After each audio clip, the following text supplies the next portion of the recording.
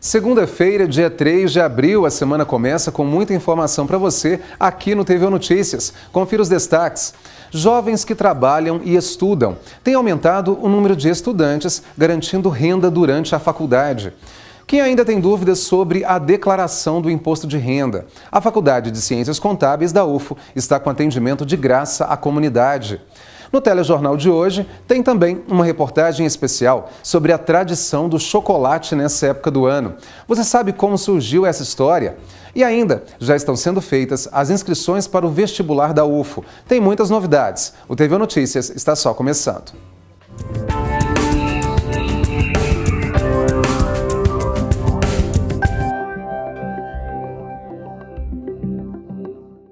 Tem aumentado o número de jovens empreendedores, principalmente estudantes que precisam encontrar uma maneira de garantir renda sem abandonar os estudos. Quase sempre o negócio começa sem muito planejamento. Kelly vai para o segundo período do curso de Pedagogia da UFO. No primeiro ano de faculdade, ela queria muito ir para um congresso, mas não tinha dinheiro para pagar tudo. Foi aí que teve a ideia de fazer doces para vender. Eu vendia mais lá entre as meninas que fazem pedagogia mesmo, eu vendia tudo. Eu ia com a bacia cheia de doce e voltava sem nada para casa. Graças a Deus, vendia tudinho. E o negócio deu certo, as vendas continuam até hoje. Segundo a Confederação Nacional dos Jovens Empresários, 35% das pessoas com idade entre 26 e 30 anos são empreendedores. Mas tem um detalhe importante, 86% não se prepararam para o negócio e a maioria tem dificuldades com a gestão financeira. Ainda segundo a pesquisa da CONAGE, 25% tem problemas com planejamento e 27% com gestão de pessoas. Obviamente que o planejamento empresarial nós temos que levar em consideração muito o fator financeiro. Temos que ser bons administradores de caixa. Se essa qualidade, se esse perfil não é nosso, trazer alguém que possa fazer essa gestão e gerir isso para a empresa.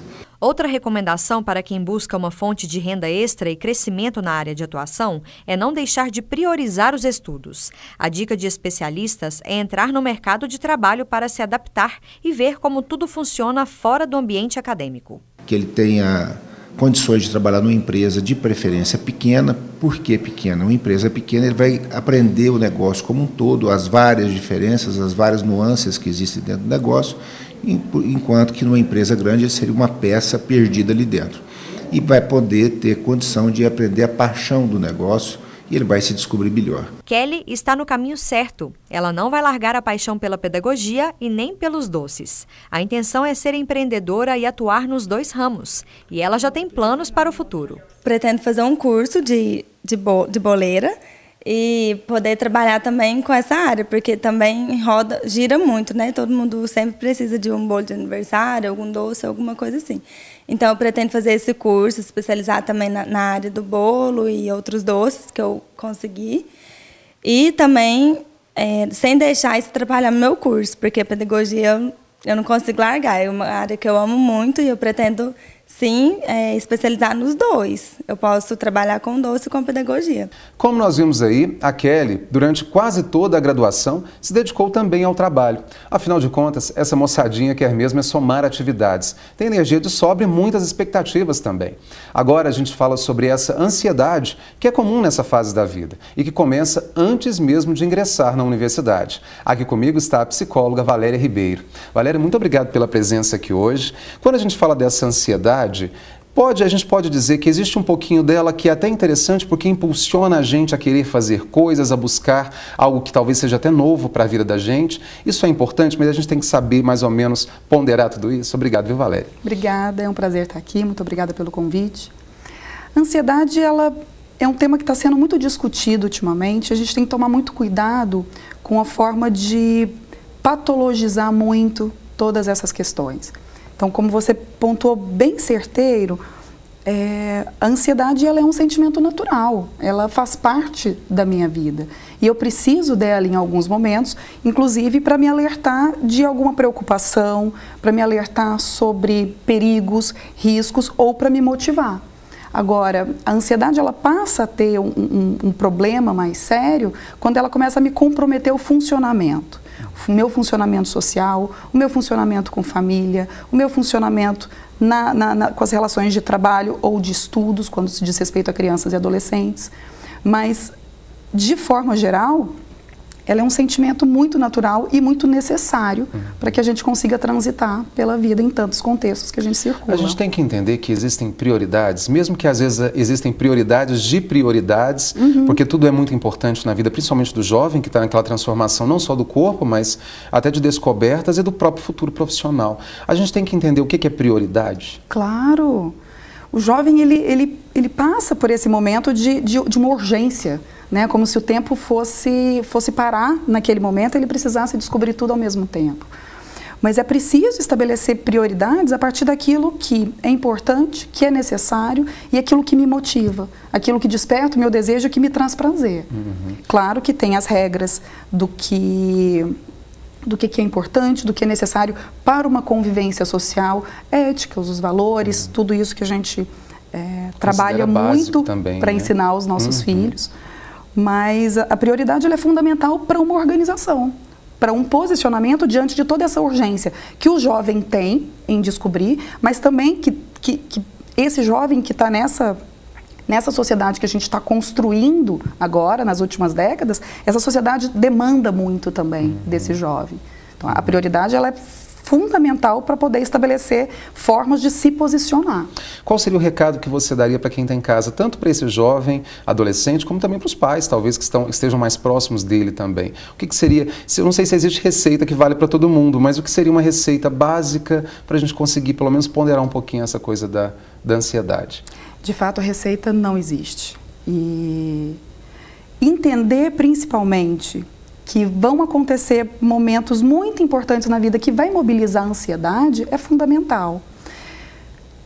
Nesses momentos, o que eu preciso? Encontrar os meus portos seguros, os meus pais, as pessoas que são de minha referência, as pessoas que vão me tranquilizar e vão estar do meu lado, para dizer, se eu tiver calma, se eu tiver tranquilidade, eu tiver seguro de qual é o meu desejo, eu vou conseguir fazer as escolhas adequadas para cada momento.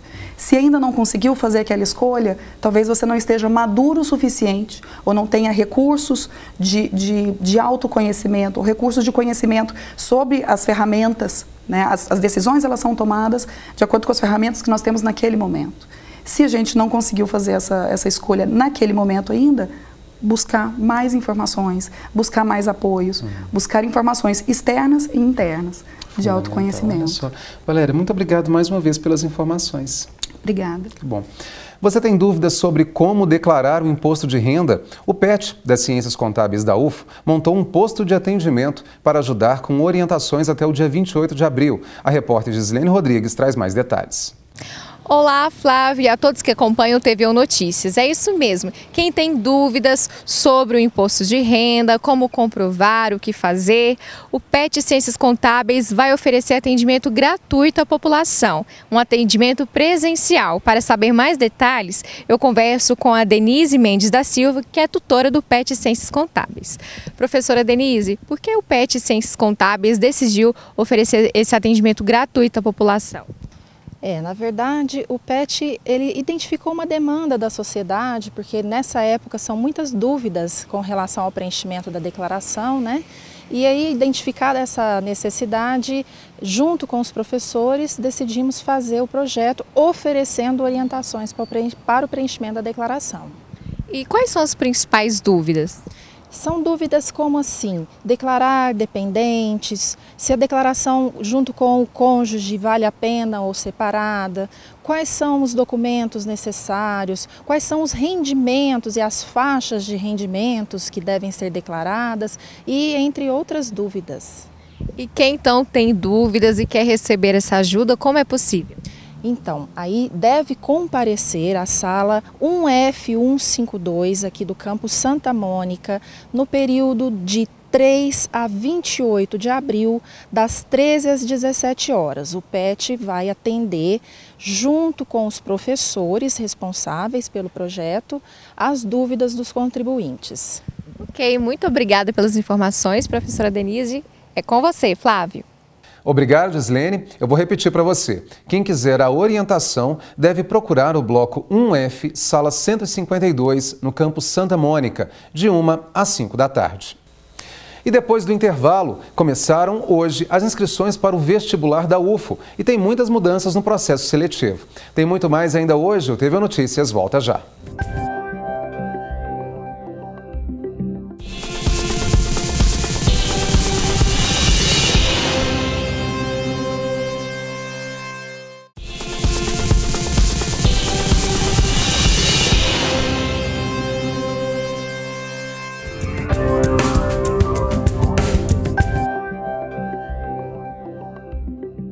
Passaram a valer a partir de hoje as mudanças no rotativo do cartão de crédito. Antes, o consumidor podia fazer o pagamento mínimo de 15% do valor da fatura até o vencimento para não ficar inadimplente. O restante da dívida era acrescido de juros e cobrado no mês seguinte, gerando juros sobre juros. Com a mudança, o usuário só poderá fazer o pagamento mínimo por um mês. Depois disso, o banco ou a instituição financeira será obrigada a oferecer uma linha de crédito para que parcele o saldo devedor e com juros menores. Em caso de dúvidas, o ideal mesmo é procurar o banco.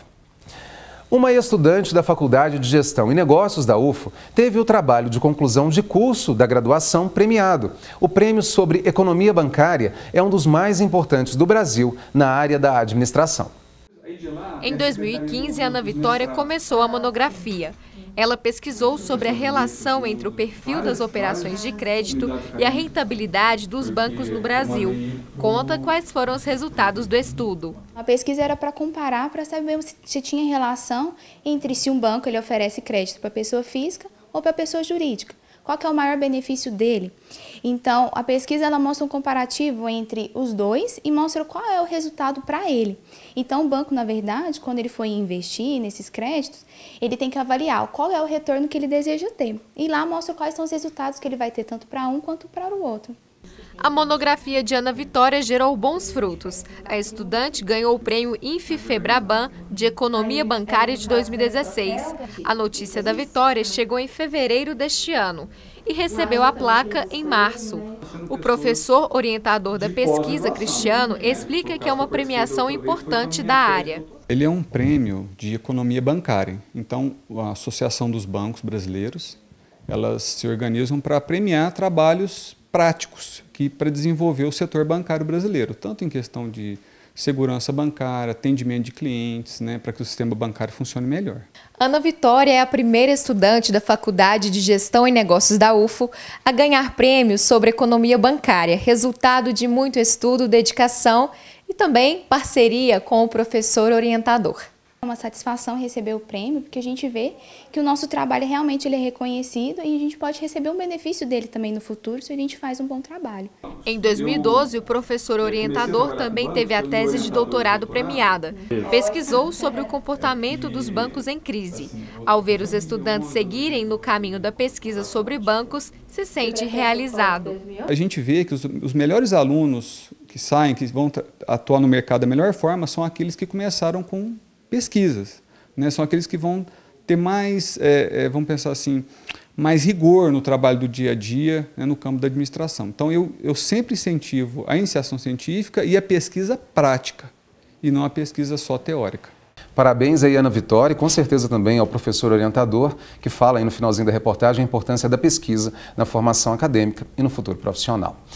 Começaram hoje as inscrições para o vestibular da Universidade Federal de Uberlândia, que será realizado em junho. São 1.676 vagas para os diferentes cursos da UFO. Tem muitas novidades no processo seletivo, como a primeira e segunda fase sendo realizadas em um único fim de semana.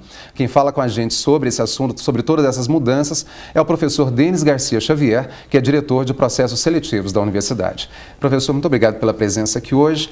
Denis, já começando em relação a essas mudanças, a gente sabe que só de ser feito todo o processo seletivo, primeira e segunda fase em um único fim de semana, é algo atrativo, não só para a universidade, mas para os alunos também, né? Obrigado pela presença. Obrigado, eu. Nós temos tido muitas informações positivas a respeito dessa mudança. Na versão anterior, o aluno tinha que vir aqui 2 fins de semana, fazia a primeira fase no sábado e no domingo, segunda fase outro sábado, outro domingo. Agora não, ele vem, já mata tudo de uma vez, é mais econômico, fica mais ágil, menos tenso para o aluno, e esse é o propósito desse novo vestibular. Interessante é que a primeira fase ela é realizada no sábado, a segunda fase no domingo, ele faz tudo. Quer dizer, independentemente de resultado de classificação da primeira fase. Mas, posteriormente, como que essa nota ela vai ser avaliada? Isso, uma vez que o candidato se inscreve no vestibular, ele faz todas as provas. Ele faz questões objetivas no sábado, mais a redação no sábado. Lembrando que a redação vale para a segunda fase. E no domingo ele faz as provas discursivas específicas para o curso dele. Quando é que ele vai ter as disciplinas de segunda fase corrigidas? Se passar na primeira fase. Então o processo é muito simples, nós vamos avaliar a nota do candidato da primeira fase, se ele for para a segunda ele tem as provas corrigidas, caso contrário não. A gente pode dizer que agora é o vestibular dito convencional, né? O vestibular tradicional da universidade. Isso. Esse é bom, nós temos o ingresso via SISU, via Enem, e alguns cursos optaram por deixar uma parcela de vagas para oferecer no meio do ano. Então esse é o nosso vestibular tradicional e que volta a ser no meio do ano, né? Vai acontecer em junho novamente. Em relação a todas essas mudanças, novidades, o aluno ele encontra tudo na própria internet. Tudo. A nossa página de referência www.ingresso.ufo.br, ele encontra tudo ali, editais, informações. Só para a gente encerrar, professor, o que a gente pode falar em considerações finais aí? Sobre o próprio processo seletivo, sobre o papel da universidade nesse processo, nessas mudanças todas, e o que ele vai encontrar ao chegar aqui? Na verdade, nós estamos muito felizes porque esse vestibular ele atende a uma necessidade do nosso público, ou seja, nós propiciamos inclusive as pessoas de baixa renda que participem dele, gente que não vislumbrava a possibilidade de participar desse vestibular. Então ele ficou mais barato para todo mundo, a pessoa vem, como eu disse, resolve tudo num único fim de semana, e isso é interesse nacional, né? Isso é interesse republicano, de tornar a universidade acessível a todos. Professor, só para a gente repetir então o endereço eletrônico? www.ingresso.ufo.br. Que bom. Professor, olha, muito obrigado mais uma vez pelas informações. Obrigado, eu. E depois do intervalo tem a previsão do tempo para amanhã e uma reportagem especial sobre a tradição do chocolate nessa época do ano. Você sabe como surgiu essa história? É daqui um pouquinho. Eu volto já.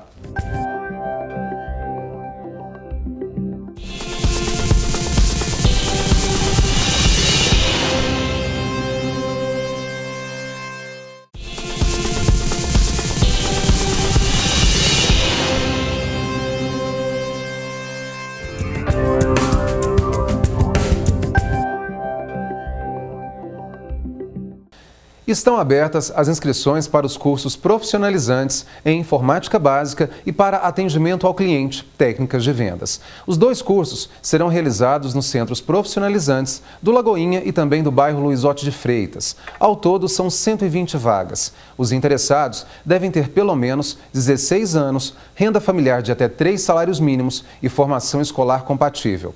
Todas as informações pelos telefones 3226-6389 e 3228-7520.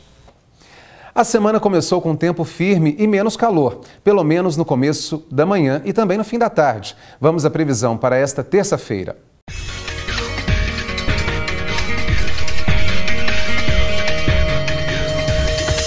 Em Uberlândia, o dia começa com sol e algumas nuvens, pancadas de chuva à tarde e à noite o tempo fica aberto. A mínima é de 19 e a máxima de 30 graus. Em Utuiutaba, o dia começa quente, com muito sol logo cedo, e pode chover forte no fim da tarde. A temperatura mínima é de 22 e máxima de 33 graus. Em Monte Carmelo, a terça-feira vai ser de sol, com possíveis pancadas de chuva à tarde e o tempo firme à noite. A mínima é de 17 e máxima de 29 graus. Em Patos de Minas, pode chover à tarde, mas predomina o sol, mínima de 16 e máxima de 31 graus.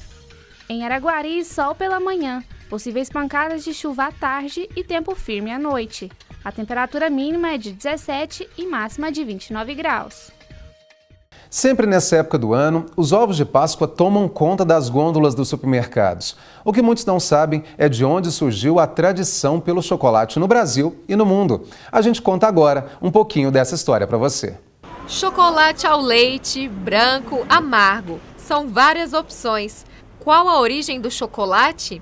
A estudante do curso de História da Universidade Federal de Uberlândia e professora de gastronomia, Jeane, conta que o cacau foi descoberto no México, no princípio como uma bebida. Foi levado para a Espanha e lá ganhou fama entre os nobres. Depois espalhou pela Europa. A ocupação dos espanhóis no México, a chegada dos espanhóis, eles começaram a perceber que tinha um produto muito interessante e só os reis, que era o chocolate. Era uma bebida amarga e que os reis, só os nobres bebiam essa. E eles ficaram interessados. E os astecas usavam aquelas sementes como moeda de troca e os espanhóis levaram para a Espanha. E na Espanha também só os nobres, durante muito tempo, eles detinham só os nobres saborearem. E todo mundo aguçou a vontade, todo mundo queria saborear. E a partir daí, na Europa começou a ser difundido e começou a acrescentar o leite em pó, as especiarias e chegou o próximo do que nós consideramos hoje o chocolate. Mas ele começou no México e aí foi difundido por todo mundo, até chegar ao Brasil. No século XVIII, os imigrantes alemães trouxeram ao Brasil a tradição dos ovos pintados, só que ainda eram aqueles ovos de animais. Apenas alguns anos depois, os europeus inovaram a tradição e criaram ovos de chocolate para presentear. O coelho remete à fartura, à prosperidade, né? E o chocolate, eles aliaram aquela tradição dos ovos pintados com o chocolate e era uma forma lúdica e agradar e presentear toda a família e todos depois de um período de recolhimento da Páscoa, da Semana Santa, nesse período. O chocolate mudou para melhor a vida de muitos brasileiros. É o caso de Cecília. Encontrou no doce uma oportunidade para empreender e cuidar da família. Se profissionalizou e há 17 anos trabalha como chocolatier. Foi numa busca de atender uma demanda de olhar meu filho, não colocar ele em creche e melhorar a renda da família também. No princípio era uma segunda renda, com o passar do tempo tornou renda-se principal.